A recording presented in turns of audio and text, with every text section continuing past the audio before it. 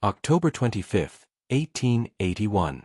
The afternoon sun burns over Allen Street in Tombstone, Arizona Territory. Wyatt Earp stands at the window of Fly's boarding house, staring at the dust-covered street below. His hand trembles as it touches the fresh bandage wrapped around his ribs. But it's not the wound that makes him shake. It's the memory of what he saw yesterday in the alley behind the Oriental Saloon, a blade, barely visible in the moonlight, carving a symbol into the wooden post. The same symbol that marked the bodies of 3 lawmen in Tucson 2 months ago. The same blade that belonged to a man everyone thought was dead. And now, that blade has returned to Tombstone with a promise written in blood. This is the story of the weapon Wyatt Earp feared more than any six-shooter ever made. This is the story of Cochise's Fong, the Bowie knife that shouldn't exist. And this is the story of the vow that would turn Tombstone into a graveyard. Welcome to Facón y Venganza, where we uncover the brutal truths hidden in the shadows of the Old West. If you're drawn to stories of vengeance, honor, and the weapons that decided the fate of legends, hit that subscribe button now. These stories don't appear in history books. They're written in scars and buried in unmarked graves. And today, you're about to discover why the most dangerous man in Tombstone never fired a single shot. Let me take you back to where this nightmare began. Not in Tombstone. Not even in Arizona. This story starts 5 years earlier, in 1876, in the Dragoon Mountains, where an Apache warrior named Taze made a promise to his dying father that would echo through the canyons of southern Arizona for the next decade. Taze wasn't just any Apache warrior. He was the son of Cochise, the legendary chief who had brought the United States Army to its knees for over a decade. When Cochise finally agreed to peace in 1872, he did so with conditions that no other tribe had ever secured. The Chiricahua Apache would keep their sacred lands in the Dragoon Mountains. They would answer to no reservation agent. They would live as they had always lived, free. But Cochise knew something that few men ever truly understand. Peace treaties are written on paper, and paper burns easily. So before his death in 1874, Cochise called his sons to his deathbed and gave Taze something that had been in his family for 3 generations.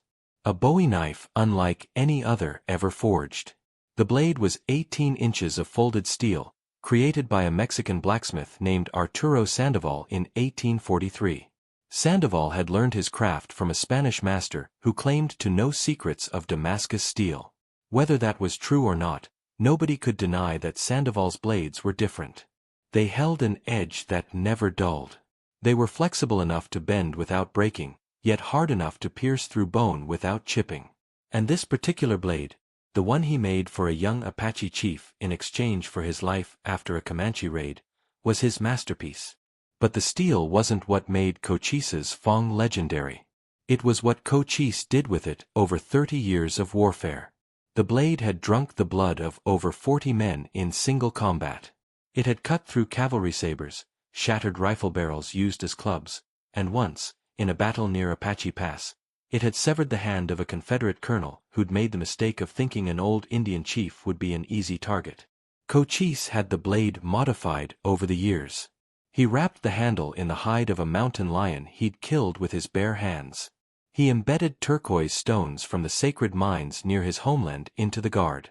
And he carved symbols along the spine of the blade, symbols that only his family understood. Each symbol represented a vow, a promise, a debt of blood that must be paid. When Cochise gave this blade to Taze in 1874, he made his son swear an oath. The blade would never be used for murder.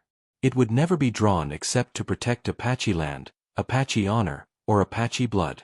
And if anyone ever took the blade from a member of Cochise's family, that person and everyone they loved would face the vengeance of the Dragoon Mountains themselves.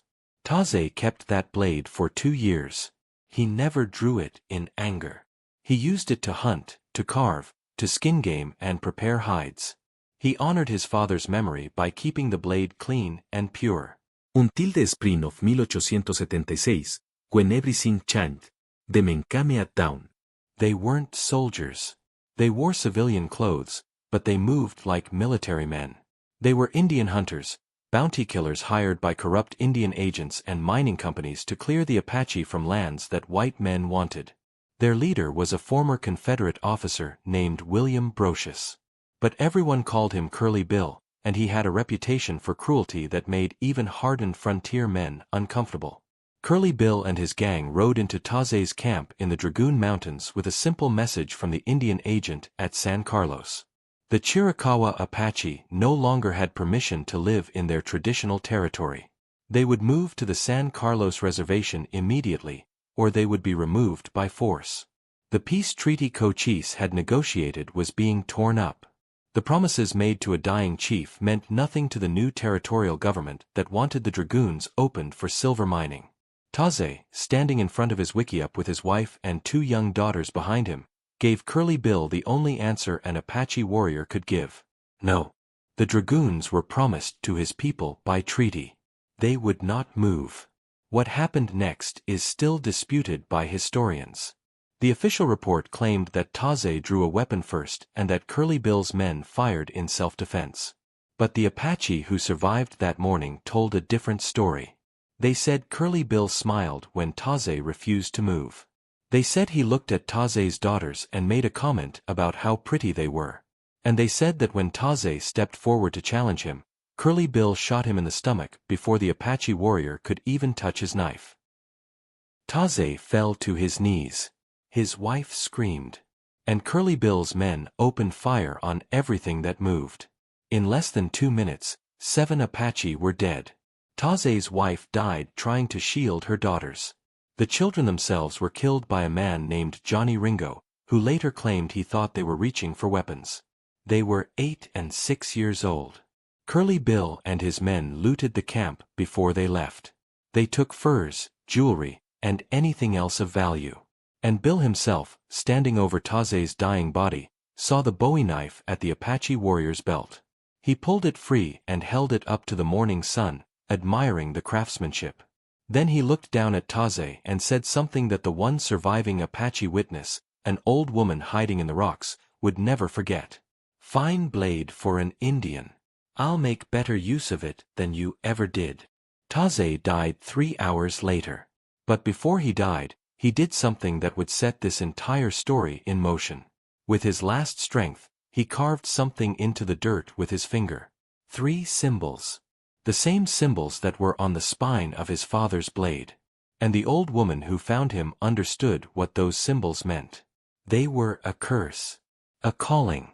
A summons to every warrior who had ever followed Cochise, to every man who had ever been adopted into the Chiricahua Apache tribe, to every soul who owed a debt to the family of the great chief. The symbols said, "Find the blade. Return it to the mountain. Kill everyone who touched it." Now, you might be wondering what this has to do with Wyatt Earp. We're getting there, but you need to understand something first. The Old West wasn't like the movies show you. It wasn't cowboys versus Indians in some simple story of good and evil. It was a chaotic, violent mess where everyone was connected to everyone else through chains of debt, revenge, and broken promises. And Wyatt Earp, whether he knew it or not in 1876, was already connected to Curly Bill Brocious in ways that would define the rest of his life. But before we get to that connection, let me tell you what happened to Cochise's Fong after Curly Bill took it from Tauze's body. Because that blade, that cursed piece of steel, was about to begin a journey through the darkest corners of the Arizona Territory, leaving a trail of bodies that would terrify even the most hardened gunfighters. Curly Bill kept the knife for 3 months. He used it the way a butcher uses a cleaver, without respect, without honor, without any understanding of what he held. He used it to threaten Mexican farmers when he wanted their cattle. He used it to carve his initials into the bar at the saloon in Charleston. He used it to clean his fingernails and pick his teeth. And once, in a drunken rage, he used it to kill a Chinese laborer in a dispute over a card game. He stabbed the man 17 times and left him in the street like garbage. But strange things started happening to Curly Bill during those 3 months. His men noticed it first. He couldn't sleep. When he did manage to close his eyes, he woke up screaming about figures standing over his bedroll. Figures with no faces, dressed in buckskin, holding weapons made of shadow. He started seeing an old Apache man watching him from ridge lines, always at sunset, always disappearing when Bill looked directly at him. His drinking got worse. His temper became unpredictable. And one night, sitting around a campfire with his gang, he pulled out the Bowie knife and stared at the symbols carved into the spine. One of his men, a half-breed tracker named Tom McClory, told him what those symbols meant. They were Apache death marks. Curly Bill had stolen a sacred weapon, and according to Apache belief, he was already dead. He just didn't know it yet. Bill laughed it off.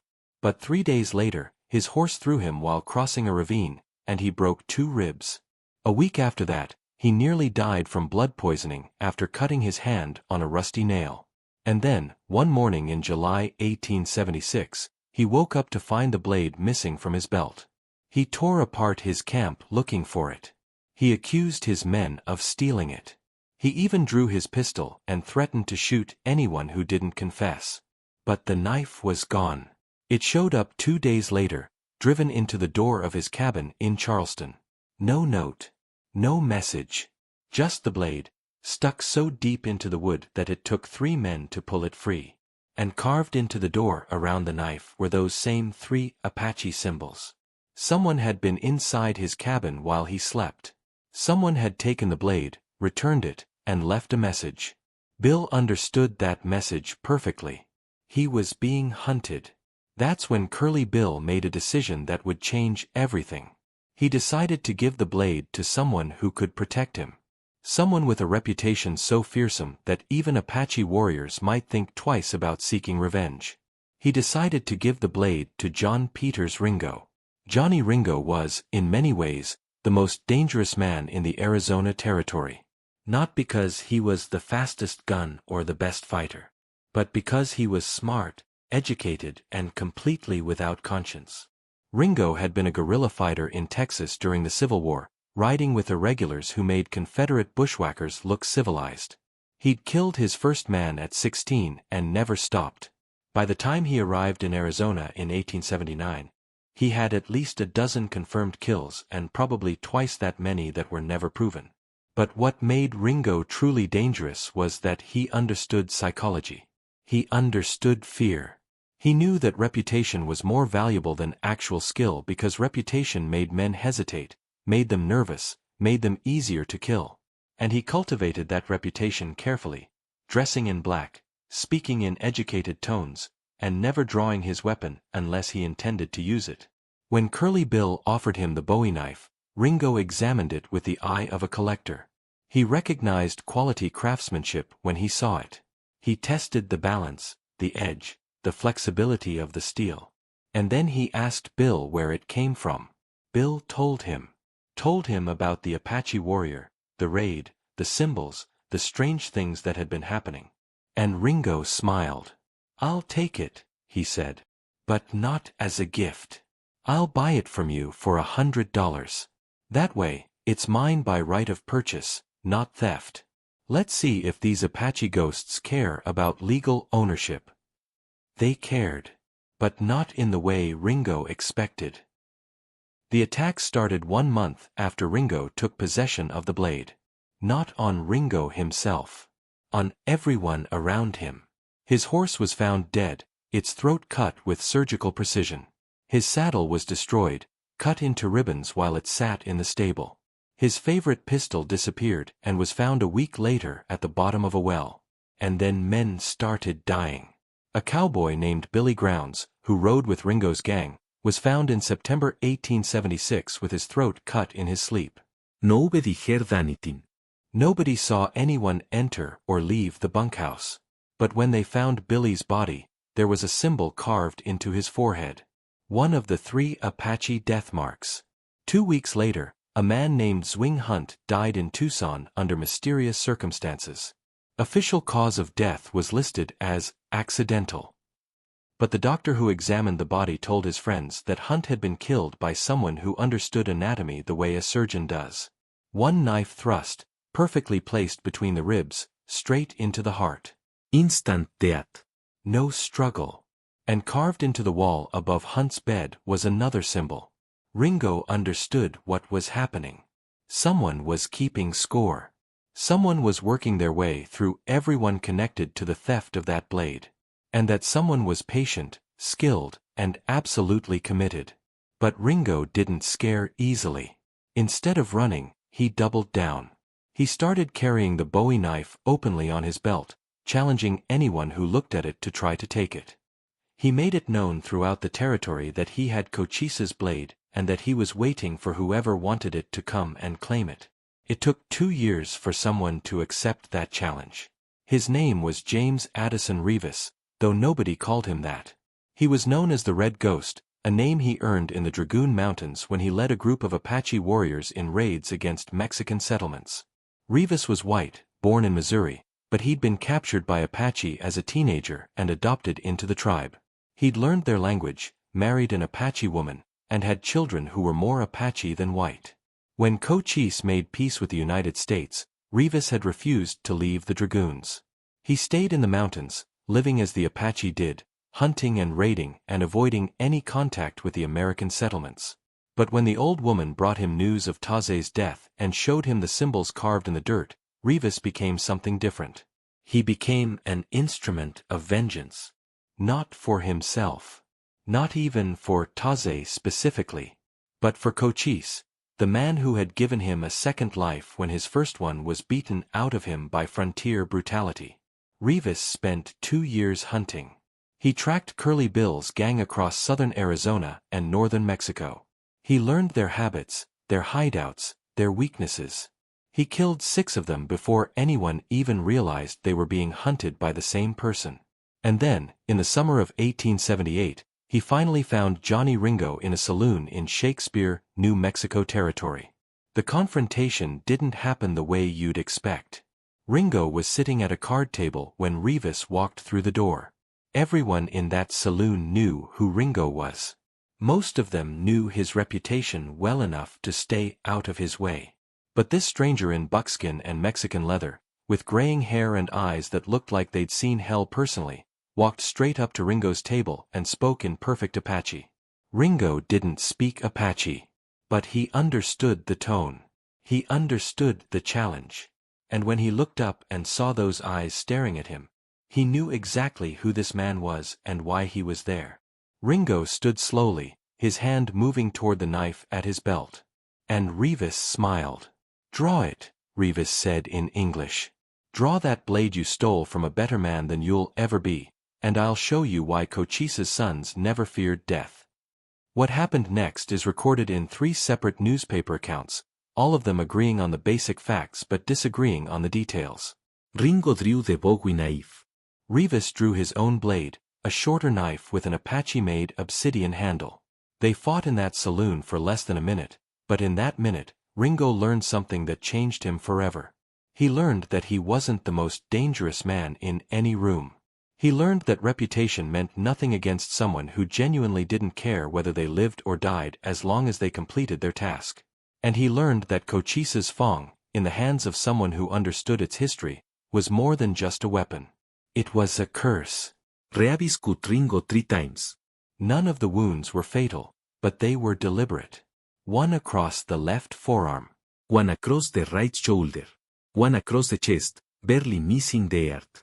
And then, when Ringo stumbled backward against the bar, bleeding and realizing that he was going to die in this dirty saloon in the middle of nowhere, Revis stopped. "Keep the blade," Revis said. Keri ite veridei. Let it remain you that you're living on borrowed time. Cochise's fang will return to the dragons. If you die holding it, that's fine. If you die without it, that's fine too. But die you will, Johnny Ringo. Die knowing that every breath you take is one more insult to men better than you. Then Revis walked out. Just left Ringo bleeding at the bar, left the knife in his possession, left everyone in that saloon trying to understand what they'd just witnessed. And Ringo, clutching his wounds and watching this man disappear into the New Mexico desert, made a decision that would eventually bring this whole story to Tombstone. He decided to find protection from someone with an even bigger reputation than his own. He decided to throw in with the Cowboys, the loosely organized gang of rustlers, smugglers, and gunfighters who were turning southern Arizona into their own personal kingdom. And he decided that if he was going to die, he'd die fighting against the only men in the territory who scared the Cowboys. The Earp brothers. Now we arrive in Tombstone, October 1881. 5 years after Taze died. 3 years after Revis confronted Ringo in Shakespeare. And 1 day before the most famous gunfight in the history of the American West. Tombstone was, in 1881, a silver mining boomtown of about 4,000 people. It was making men rich and making men dead in roughly equal proportions. The town had over 100 saloons, a dozen gambling houses, and enough brothels to service every miner, cowboy, and drifter who wandered through with pockets full of silver. It also had a growing tension between two factions that everyone knew would eventually explode into violence. On one side were the Cowboys, led by Newman Clanton and his sons, along with Johnny Ringo, Curly Bill Brocious, and a shifting roster of gunfighters and rustlers. They controlled the ranches outside town, the smuggling routes from Mexico, and most of the stolen cattle business in southern Arizona. They were well-armed, well-organized, and completely ruthless about protecting their interests. On the other side were the Earps. Wyatt, Virgil, and Morgan, along with their friend Doc Holliday. They represented law and order, at least officially. Virgil was the town marshal. Wyatt was a deputy U.S. Marshal. They wanted to clean up Tombstone, make it safe for businesses and families, and ideally make themselves wealthy in the process through legitimate means. But they also had their own interests in gambling houses and saloons, which put them in direct competition with the Cowboys. The tension had been building for months. Small confrontations, threats, accusations of cattle theft, accusations of stage robbery. Everyone in Tombstone knew that eventually, guns would be drawn and blood would be spilled. The question wasn't if, but when and where. Johnny Ringo arrived in Tombstone in late September 1881, and he brought Cochise's fong with him. He wore it openly on his belt, a constant reminder of Revis's promise. And Wyatt Earp, who'd been a lawman long enough to recognize dangerous weapons and dangerous men, noticed that knife immediately. This is where the story gets personal. Because Wyatt Earp had his own history with Apache warriors and sacred objects. Back in his days as a deputy in Dodge City, he'd arrested a white man who'd been caught selling Apache artifacts to Eastern collectors. Religious objects, ceremonial weapons, items stolen from burial sites. Wyatt had held those items as evidence, and the next morning, he'd found his jail cell door ripped off its hinges and the artifacts gone. Nobody saw anyone enter or leave. Nobody heard anything. But Wyatt understood that some things were protected by forces that badges and guns couldn't stop. When Wyatt saw Ringo's knife and recognized the Apache craftsmanship, he asked around town about it. That's how he learned about Cochise's fong, about Taze's death, about the curse that followed the blade. And Wyatt, who'd survived more gunfights than most men could imagine, who'd faced down killers and outlaws and angry mobs, felt something he hadn't felt in years. He felt genuine fear. Not fear of Ringo. Not fear of the Cowboys. Fear of what that blade represented. Fear of the oath carved into Taze's deathbed. Fear of men like James Revis, who moved through the desert like ghosts and killed with a precision that made gunfighters look clumsy. On October 24, 1881, the day before this story began, Wyatt saw something that convinced him his fear was justified. He was walking through the alley behind the Oriental Saloon around midnight when he saw a man standing in the shadows. The man was older, maybe 50, dressed in a mix of Apache and Mexican clothing. He was carving something into a wooden post with a knife that caught the moonlight. When the man finished, he looked directly at Wyatt and nodded once. Then he disappeared into the darkness so completely that Wyatt questioned whether he'd really seen anyone at all. Wyatt approached the post with his pistol drawn. What he saw carved into the wood made his blood freeze. 3 Apache symbols.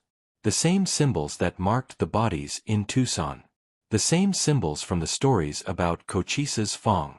And underneath those symbols, carved in English, one word, tomorrow. Wyatt understood. Revis was in Tombstone. And whatever was going to happen tomorrow, it was going to involve that cursed blade. He didn't sleep that night. Instead, he went to his brothers and Doc Holliday and told them what he'd seen.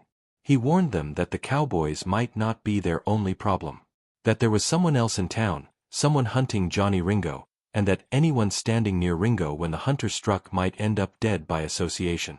Morgan laughed it off. Virgil took it more seriously but said they had enough to worry about with the Cowboys without adding Apache ghost stories to the mix. Doc, who was drunk as usual, said something about how a blade was no match for a pistol and that Wyatt was getting superstitious in his old age. But Wyatt couldn't shake the feeling. That symbol carved in the wood. That word. Tomorrow. October 26, 1881. 2:30 in the afternoon. The streets of Tombstone are unusually quiet for a Wednesday. Most of the miners are underground, working the silver veins that made this town exist. Most of the cowboys are at their ranches outside town or drinking in saloons where they know they're safe. But walking down Fremont Street toward the OK Corral are four men who everyone in town recognizes. Wyatt, Virgil, and Morgan Earp. And Doc Holliday, coughing blood into a handkerchief and carrying a shotgun under his coat. Waiting for them near the OK Corral are five cowboys. Frank and Tom Meselauri, Billy Clanton, Ike Clanton, and Billy Claiborne. They're armed. They've been drinking. And they've been making threats about what they're going to do to the Earps for the past 3 hours. Virgil, as town marshal, has been told by a dozen witnesses that the cowboys are looking for a fight. But Johnny Ringo isn't with them. Ringo is in the Grand Hotel, watching from a window, waiting. And on his belt, sheathed in worn leather, is Cochise's thong. The gunfight at the OK Corral is one of the most documented events in Old West history. 30 shots fired in 30 seconds. 3 cowboys dead. Virgil and Morgan Earp wounded. Doc Holliday grazed by a bullet. Frank Meselauri killed. Tom McClory killed. Billy Clanton killed. Ike Clanton and Billy Claiborne running for their lives. But what the history books don't tell you is what happened 10 minutes after those 30 seconds ended. What happened while Wyatt was helping his wounded brothers back toward town and the crowd was gathering around the bodies. What happened when Johnny Ringo finally came down from his hotel room and walked toward the OK Corral. He was halfway there when he saw the old man standing in the middle of Fremont Street. The same man Wyatt had seen the night before. James Addison Revis, the Red Ghost, standing there in broad daylight with his hands empty and his eyes fixed on Ringo. Ringo stopped walking. His right hand moved to the knife at his belt. And Revis smiled. "Your friends died today," Revis said, loud enough that the crowd could hear. 3 men who rode with you, who drank with you, who trusted you. And where were you, Johnny Ringo? Watching from a window. Letting them die while you stayed safe. Ringo's face went white. "I didn't know they were going to." "Draw it," Revis interrupted. "Draw Cochise's thong and finish what we started in Shakespeare. Or give it to me now and live the rest of your life knowing you're a coward." The crowd pulled back. Everyone in Tombstone knew who Johnny Ringo was. Everyone knew his reputation. But this stranger was challenging him publicly, in the middle of town, with witnesses everywhere. Ringo had to respond. If he didn't, he'd lose every bit of respect and fear that he'd built over years of violence. Ringo drew the Bowie knife. And the fight began. It lasted less than 3 minutes, but those 3 minutes were witnessed by at least 30 people. They saw Ringo, one of the deadliest men in Arizona, fight with every bit of skill and ferocity he possessed. They saw him cut Revis twice, draw blood, force the older man backward. They saw moves and techniques that most frontier men had never imagined were possible with a blade.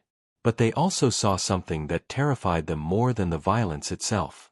They saw Revis move like he was 20 years younger, like he didn't feel pain, like death was something he welcomed rather than feared. They saw him use a fighting style that looked more like dancing than combat, flowing around Ringo's attacks and striking back with cuts that seemed designed more to humiliate than to kill. And then, in the final exchange, Revis did something that nobody expected. He disarmed Ringo without killing him. One quick twist, one strike to Ringo's wrist, and Cochise's thong went flying through the air. It landed in the dirt 15 feet away, gleaming in the afternoon sun. Revis didn't pick it up immediately. Instead, he looked at Ringo, bleeding and humiliated in the street, and spoke loud enough for the crowd to hear. "Cochise made me a promise when I joined his family.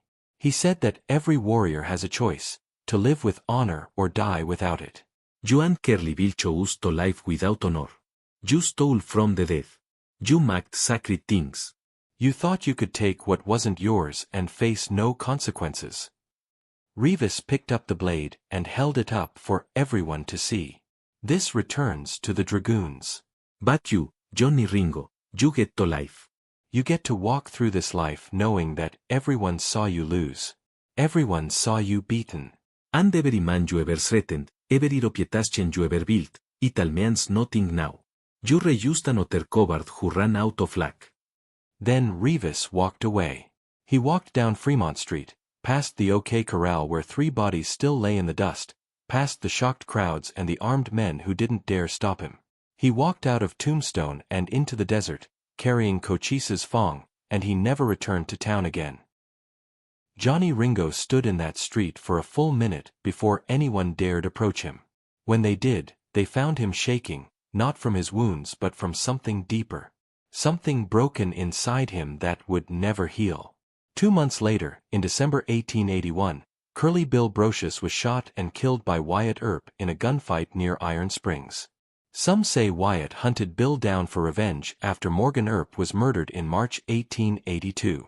But all the Apache women in the Dragons tell a different story. They say Curly Bill had been marked for death since 1876, and it didn't matter who pulled the trigger. The curse demanded payment, and payment was collected. Johnny Ringo lasted until July 1882. He was found dead in Turkey Creek Canyon, a bullet through his head, his pistol lying beside him. The official verdict was suicide. But there were things about that death scene that never made sense. Ringo's boots were missing. His horse was nowhere near the body. And carved into a tree 20 feet away were 3 symbols that a traveling Apache woman identified as death marks. Whether Ringo killed himself out of shame and despair, or whether someone helped him along, nobody knows for certain. What we do know is that Wyatt Earp, who lived until 1929, never forgot about that blade. He told the story multiple times in his later years, always emphasizing one detail. The most dangerous weapon he ever encountered in the Old West wasn't a pistol. It wasn't a rifle. It was a Bowie knife that carried the weight of broken promises and stolen honor. A blade that proved what everyone in the frontier already knew deep down but rarely admitted, that some debts can never be paid with money or apologies. Some debts require blood. As for Cochise's Fong, it disappeared back into the Dragoon Mountains in October 1881. There are stories that it was buried with James Revis when he died in the 1890s. There are other stories that it was passed down through Apache families, kept hidden from collectors and museums who wanted to add it to their displays. And there are even stories that it still exists somewhere, waiting for the next person foolish enough to steal it and brave enough to face the consequences. Here's what I want you to remember from this story. The Old West wasn't won by the fastest gun or the toughest man. It was shaped by codes of honor that most people today can't even comprehend. The Cowboys thought they could take what they wanted without consequences. They thought force and intimidation were enough. And for a while, they were right. But Tombstone in 1881 proved that there are always consequences. Sometimes they come from the law. Sometimes they come from rivals. And sometimes they come from ghosts in buckskin who remember promises made to dying chiefs in mountain caves. The gunfight at the OK Corral is remembered because it was public, dramatic, and involved famous men. But the real fight for Tombstone's soul happened in the street afterward, when an old warrior reclaimed a stolen blade and reminded everyone watching that honor isn't optional. It's the difference between being a man and being a killer. And killers, eventually, always pay the price. If you've stayed with me until now, you understand why this channel exists. These aren't fairy tales. These aren't Hollywood scripts. These are real events, documented by witnesses, recorded in newspapers, and passed down through families who were there. This is the brutal, complicated, fascinating truth about the Old West, a truth that doesn't fit neatly into categories of heroes and villains. Cochise's Fong killed more men than any pistol Wyatt Earp ever carried. It destroyed reputations, ended lives, and proved that the most dangerous weapons aren't always the loudest ones. That Bowie knife, 18 inches of folded steel wrapped in mountain lion hide and marked with symbols that few living people could read, represented something bigger than violence. It represented the idea that you can't steal from the dead and expect to live peacefully. You can't mock sacred things and expect mercy. And you can't build a reputation on fear without eventually meeting someone who doesn't fear you at all. This is Faken y Venganza, where we explore the weapons, the warriors, and the codes of honor that define the most violent era in American history. If you want more stories like this, stories about blades that changed history, men who lived and died by ancient codes, and the brutal truth about what it really took to survive in the Old West, hit that subscribe button right now. We're just getting started, and the next story is even darker than this one. Share this with someone who thinks they know everything about Wyatt Earp. Share it with someone who believes the Old West was simple. Share it with anyone who needs to understand that history is always more complicated, more brutal, and more fascinating than the movies ever show us.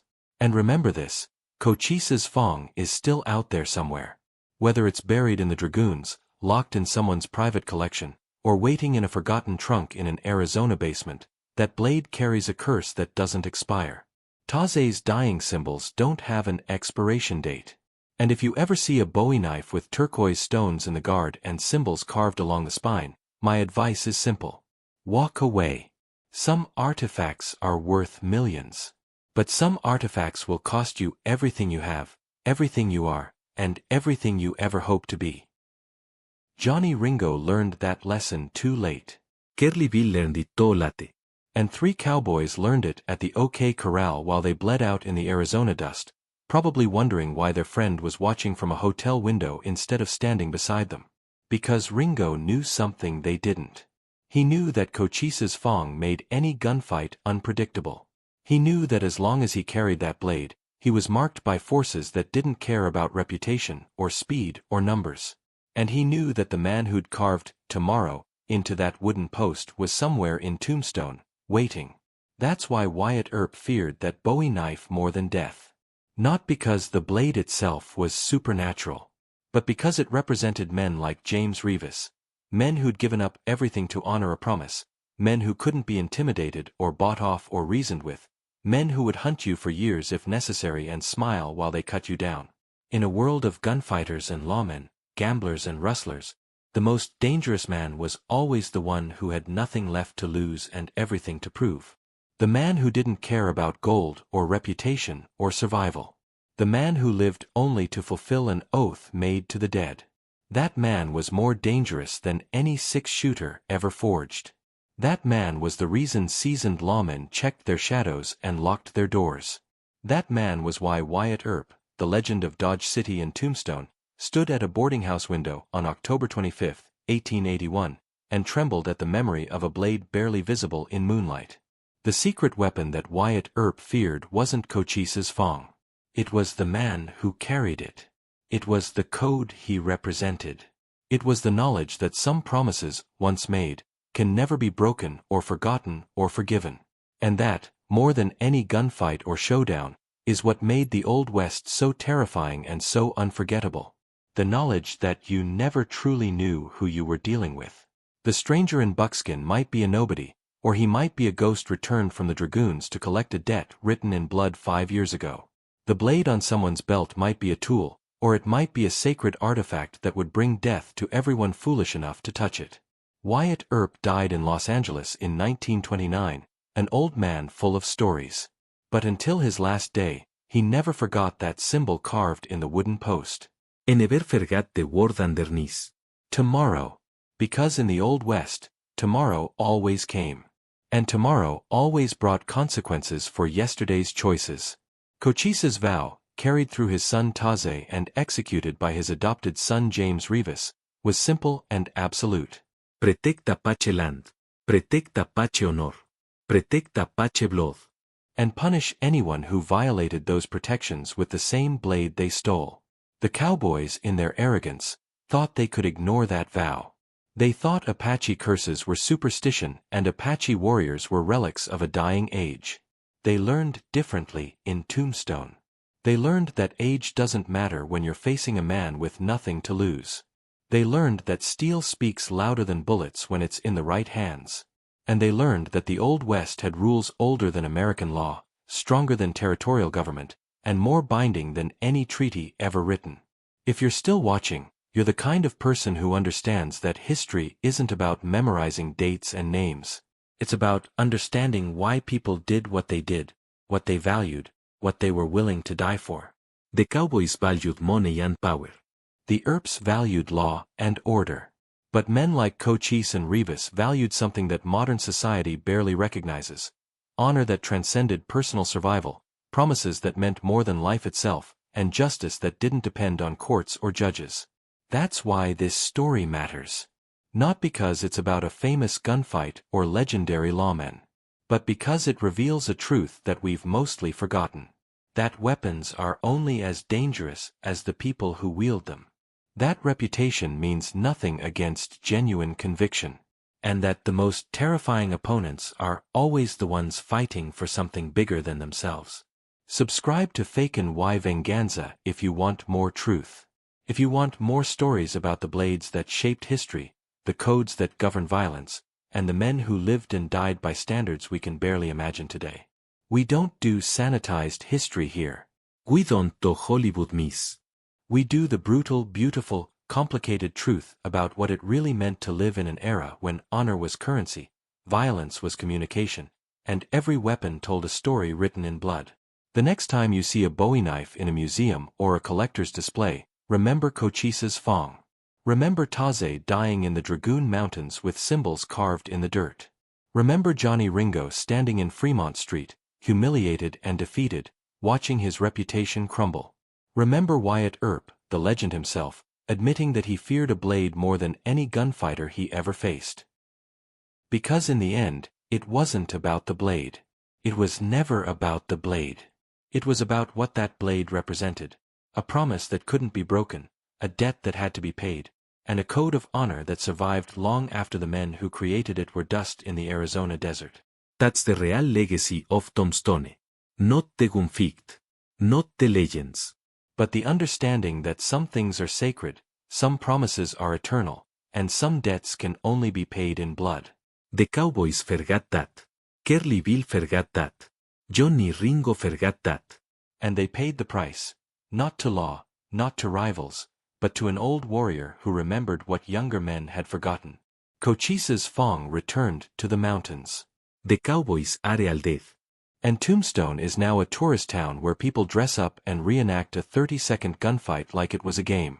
But somewhere in the Dragoons, if you know where to look and who to ask, there are old people who remember the real story. They remember when weapons were sacred. They remember when promises meant something. They remember when the Old West had rules that everyone understood, even if they didn't always follow them. And maybe, just maybe, they remember where Cochise's Fong is buried.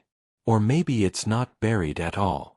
Maybe it's waiting for the next chapter in its story, the next foolish man who thinks he can possess something sacred without consequences, the next cowboy who needs to learn the hard way that some debts transcend time and death. If that man is you, if you're ever offered an antique Bowie knife with turquoise in the guard and symbols on the spine, think about this story. Think about Taze. Think about Ringo. Think about Wyatt Earp standing at that window, trembling. And then walk away. Because Cochise's vow doesn't expire. The Dragons don't forget.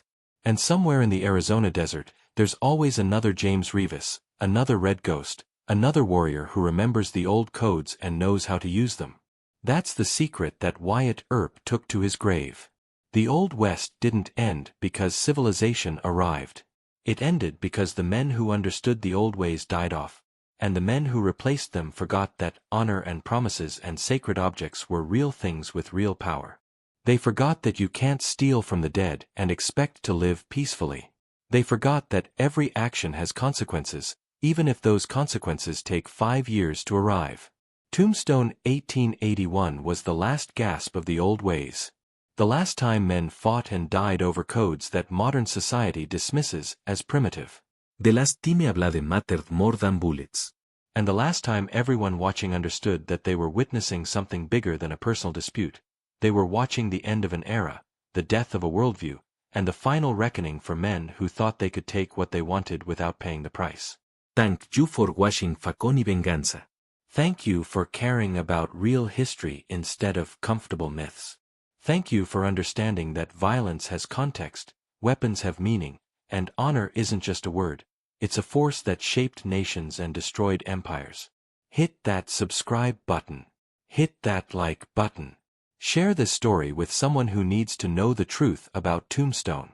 And remember, in the Old West, the most dangerous weapon wasn't the one you could see. It was the one you didn't respect.